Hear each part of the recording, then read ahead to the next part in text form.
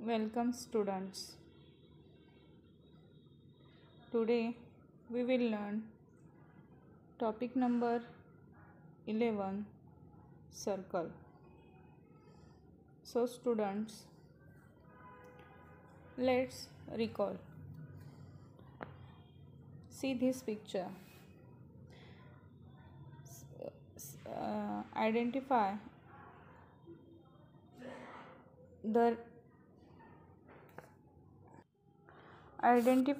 the radii, chords and diameters in the circle and write their names in the table below. या चित्रामध्ये तुम्हाला वर्तुळ दिसतंय. Radii म्हणजे रेडियस म्हणजे काय, त्रिज्या. या वर्तुळाच्या त्रिज्या, कॉर्ड्स म्हणजे जीवा आणि डायमीटर्स म्हणजे व्यास कोणकोणते आहेत ते आयडेंटिफाय करायचे आहेत, शोधायचे आहेत. हे तुम्हाला मागच्या इयत्तेमध्ये तुम्ही अभ्यास दिला आहात. देन जीवा कोणकोणते आहेत बघू. Chord means straight line segment whose end points both lie on the circle.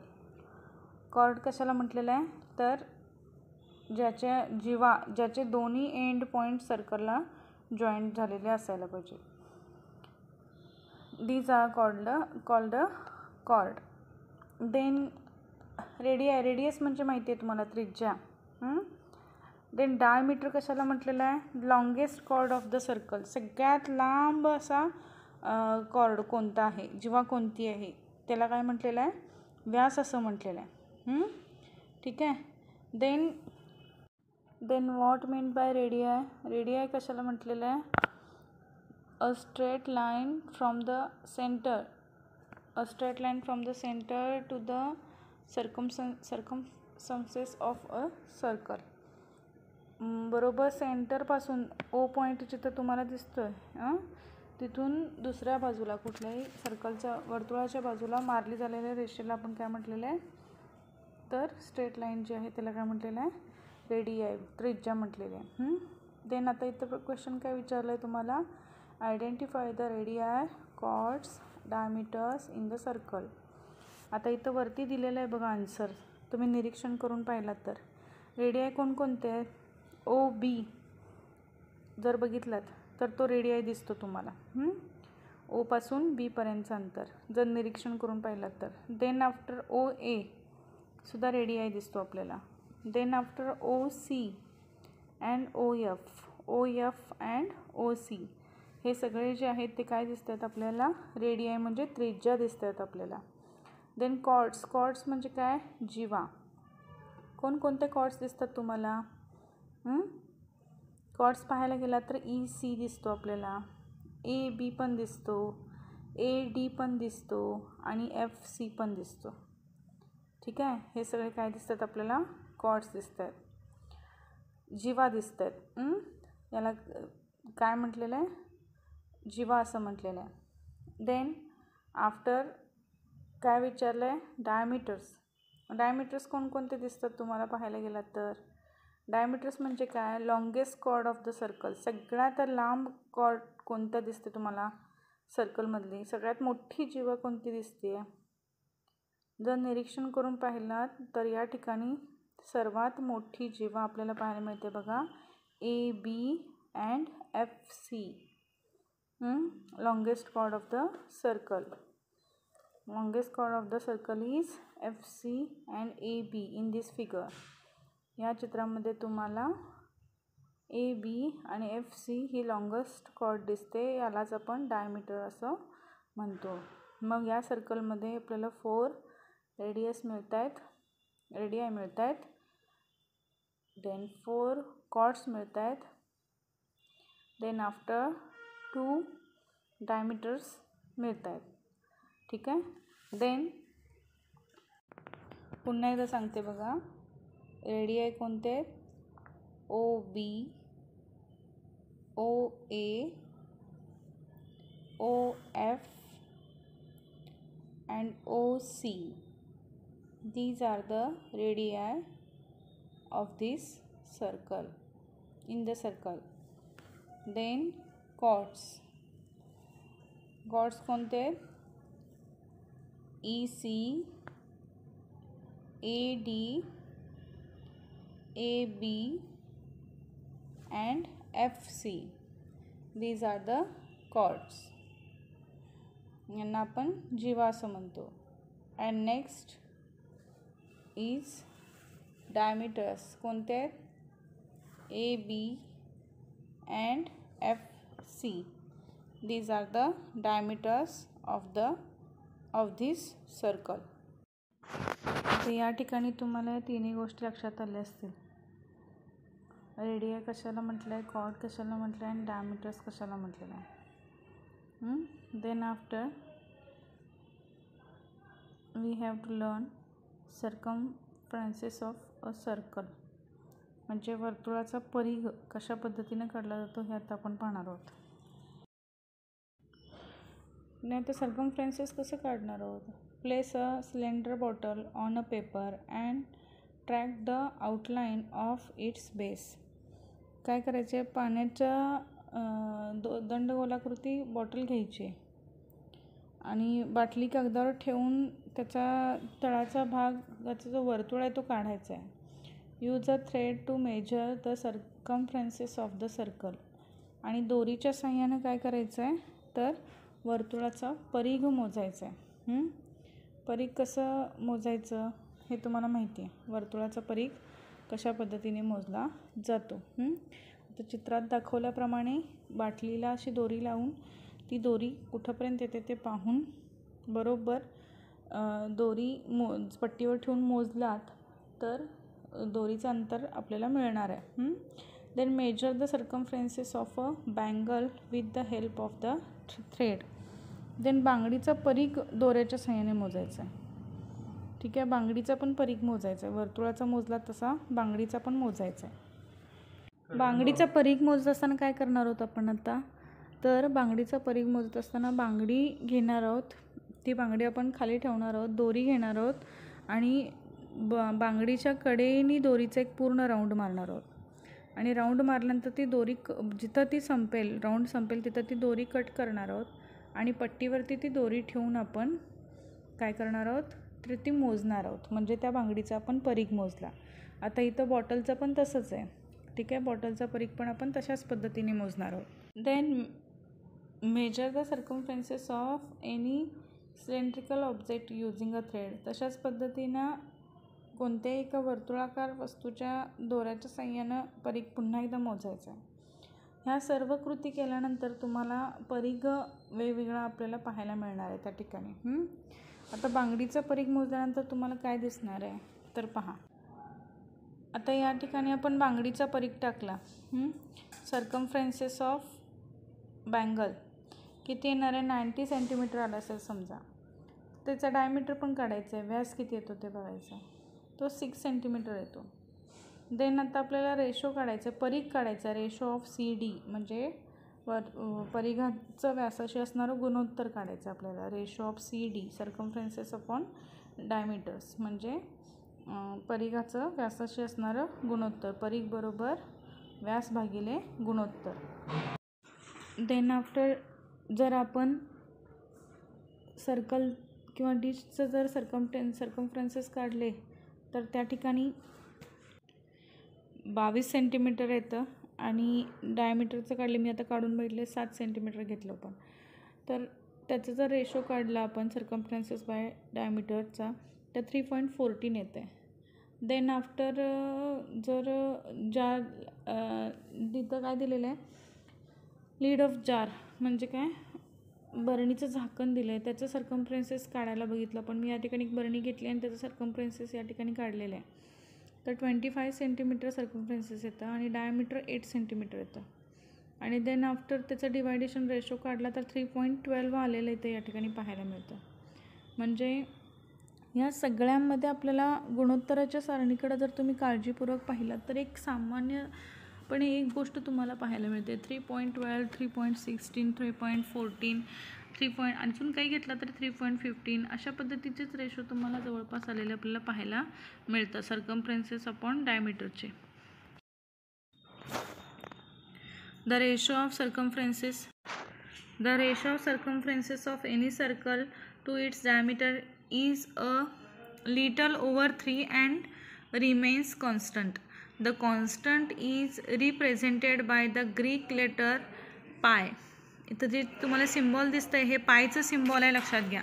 आणि ह्या पायच्या माध्यमातूनच या ठिकाणी काय केलं जातं, तर या ठिकाणी सर्कमफ्रेन्सेस जे आहे रेशो जो आहे तो रेशो पाय या ह्यानं दाखवला होतो, परीघ बरोबर पाय या सिम्बॉलनं दाखवलं होतं. The great mathematics have provide through hard work that this number is not a rational number. It practice the value of पाय इज टेकन टू बी 22/7. आणि त्या ग्रीक एका शास्त्रज्ञांनी ह्या पायची व्हॅल्यू केलेली आहे, परिघाची व्हॅल्यू 22/7 ही व्हॅल्यू केलेली आहे, और 3.14 ही व्हॅल्यू त्या ठिकाणी केलेली आपल्याला पाहायला मिळते. देन हे त्यानं सिद्ध केलं, व्यवहारामध्ये पायची किंमत 22/7 आहे हे त्यानं त्यावेळेला सिद्ध. And that's why the value of pi is 22/7. It is taken to be 22/7 किंवा 3.14 हे घेतलं जातं. If radius is r, diameter is d and circumference is c असल्यास, समजा रेडियस r नी दाखवला, डायमीटर d नी दाखवला आणि सर्कमफ्रेन्सेस c नी दाखवला, then after circumferences upon diameter is equal to pi, then c is equal to pi d. येतं लक्षात ठेवा. डायमीटर इकडे भागिले आहे, तो पलीकडे जाताना काय होणार आहे, गुणिले होणार आहे, लक्षात घ्या. That's why c is equal to pi d, but d is equal to 2r. पण d डायमीटर काय आहे, 2 त्रिज्या, सगळ्यात लॉंगेस्ट कॉर्ड आहे तो डायमीटर वर्तुळाचा, त्यामुळे d is equal to 2r म्हणजेच 2 त्रिज्या अशा होतात, लक्षात घ्या. दोन्ही बाजूला बरोबर मध्यापासून दोन्ही बाजूला ज्या रेषा गेलेल्या आहेत त्यांना पण डायमीटर्स असं त्रिज्या असं म्हणतो. ठीक आहे, एका सरळ रेषेत. आणि वर्तुळा जो काही डायमीटर आहे त्याचे 2 भाग होतात, लक्षात घ्या, मिडल पॉईंटमुळं, मिड पॉईंट जो काही पॉईंट आहे सर्कलचा त्याच्यामुळे, म्हणून 2r. d is equal to 2r. Therefore c is equal to pi multiply bye 2r. म्हणून परीघ बरोबर काय येणार आहे, 2 पाय r हे सूत्र आहे, लक्षात घ्या. That's why c is equal to 2 pi r. 2 pi r हे परिघाचं सूत्र या ठिकाणी आपल्याला मिळतं. आता हे जे सूत्र आहेत हे लक्षात ठेवायचे आहेत. d is equal to 2r, then c is equal to pi d, then c is equal to 2 pi r. पाय d यूज केला तरी चालतं आहे. डायमीटर दिला असेल एक्झाम्पलमध्ये आणि तुम्हाला सर्कमफ्रेन्सेस करायचं आहे तर तुम्ही कुठला सूत्र वापरणार आहात, कुठला फॉर्म्युला यूज करणार आहात, c is equal to pi d. आणि समजा जर त्रिज्या दिली असेल आणि तुम्हाला सर्कमफ्रेन्सेस काढा म्हटलं असेल तर तुम्ही कुठला फॉर्म्युला यूज करणार आहात, c is equal to 2 pi r. c is equal to 2 pi r. That's why d is equal to 2r and c is equal to 2 pi r और c is equal to pi d. हे सगळे जे फॉर्म्युले आहेत हे लक्षात ठेवायचे आहेत आणि याच्याच मदतीने याचाच वापर करून आत्ता आपण काही एक्झाम्पल्स या ठिकाणी सॉल्व करणार आहोत. लक्षपूर्वक ऐकायचं आहे आणि ह्या सूत्रांची सूत्र तोंडपाठ करायची आहेत. Let us learn first example. The radius of circle is 35 centimetre. Find it circumferences. आता रेडियस दिलेला आहे म्हणजे त्रिज्या या ठिकाणी दिलेली आहे. मग त्रिज्या दिल्यानंतर आपल्याला कोणत्या सूत्राचा वापर करावा लागणार आहे ते आधी लक्षात घ्यावं लागणार आहे आपल्याला. Then solution is equal to radius of the circle r is equal to 35 centimetre. Circumferences is equal to 2 pi r. That's why c is equal to सर्कमफ्रेन्सेसचं सूत्र काय आहे, 2 पाय r. रेडियस किती मिळाले, r किती मिळाले आपल्याला, 35 सेंटीमीटर. आता सूत्रात घालून आपण हे उदाहरण सोडवणार आहोत.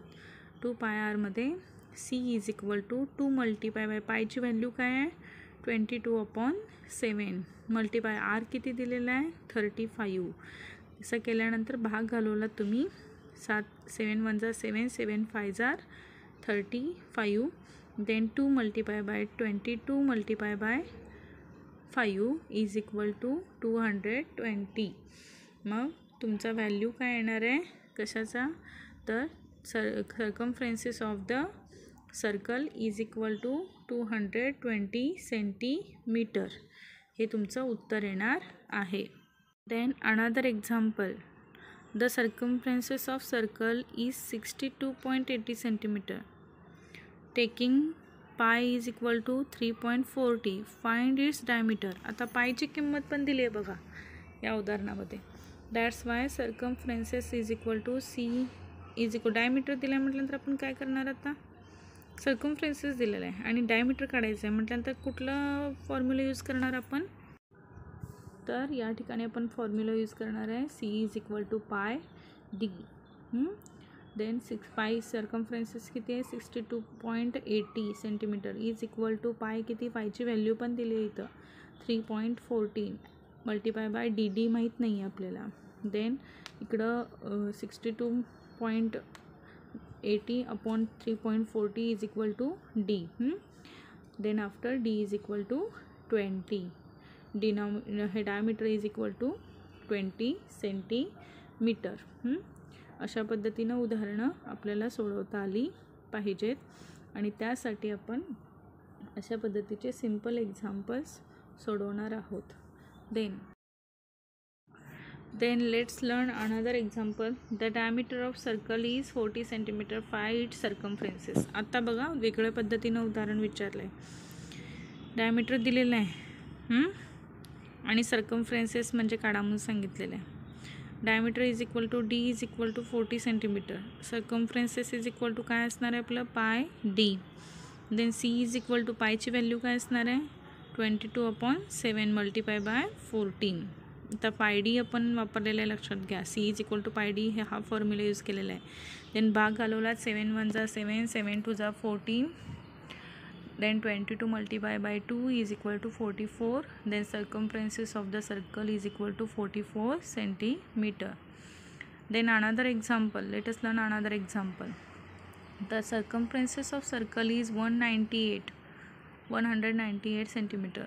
Find its radius and diameter. आता radius पण विचारला आहे, diameter पण विचारला आहे. मग इथं काय करणार, सर्कमफ्रेन्सेस काढणार आहोत आपण. काय दिलेलं आहे तर सर्कमफ्रेन्सेस ऑफ सर्कल दिलेलं आहे. पहिल्यांदा आपण C is equal to 2 pi R करणार आहोत.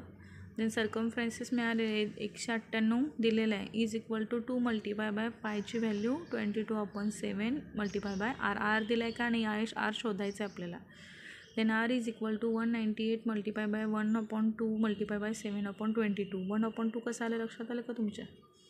हा 190 जो आहे पलीकडे गेला भाग देन आपण 1/2 तो गुणिले झाला आणि सगळाच भागिले then 7/22 multiply by. Then radius is equal to 31.5 centimetre. Diameter is equal to, आता रेडियस मिळालेलं आहे मग डायमीटर आपल्याला काढायचं काय 2 आर. डायमीटर इज 2 मग आर येतं. मग 2 multiply by 31.5 is equal to 63 centimetre. आता हे एक्झाम्पल्स तुमच्या लक्षात आले असतील, कसे सोडवले आहोत हे समजलेलं असेल. The radius of a circular plot is 7.7 meters. How much will it cost to fence the plot with 3 rounds of wire and at the rate of 50 rupees per meter. आता सर्कमफ्रेन्सेस काढायचं आहे आपल्याला प्लॉटचा पहिल्यांदा. ठीक आहे. एका वर्तुळाकार जागेची त्रिज्या 7.7 मीटर आहे. त्या जागेस 3 पदरी तारेचं कुंपण घालण्यासाठी प्रति मीटर 50 रुपये प्रमाणे किती खर्च येईल असं विचारलेलं आहे. Then the circumferences of circular plot is equal to 2 pi r. Then 2 multiply by 22/7 multiply by pi किती दिलेलं आहे, आर किती दिलेलं आहे 7.7. देन डिवायडेशन केलं तर उत्तर येणार आहे 48.4. Then length of wire required for 1 round of finishing. म्हणजे एक पदरी कुंपण घालण्यासाठी लागणाऱ्या तारेची लांबी इथं निघालेली आपल्याला किती 48.4 मीटर. त्यांनी काय विचारलं आहे, किती खर्च येईल प्रति मीटर 50 रुपये प्रमाणे किती खर्च येईल विचारलेलं आहे. मग cost of 1 round of face is equal to length of wire multiply cost per metre. 48.4 multiplied 50 is equal to 2420 rupees. Then cost of 3 round of finishing म्हणजे आता फिनिशिंगचा शेवट 3 राऊंडचा खर्च किती येणार आहे बघा आता. 3 multiplied by 2420 is equal to 7260 rupees. एवढा खर्च त्या ठिकाणी येणार आहे. अशा पद्धतीनं आपल्याला प्रॅक्टिस सेट 42 मधले एक्झाम्पल्स सॉल्व करायचे आहेत. So student solve all examples of practice set 42.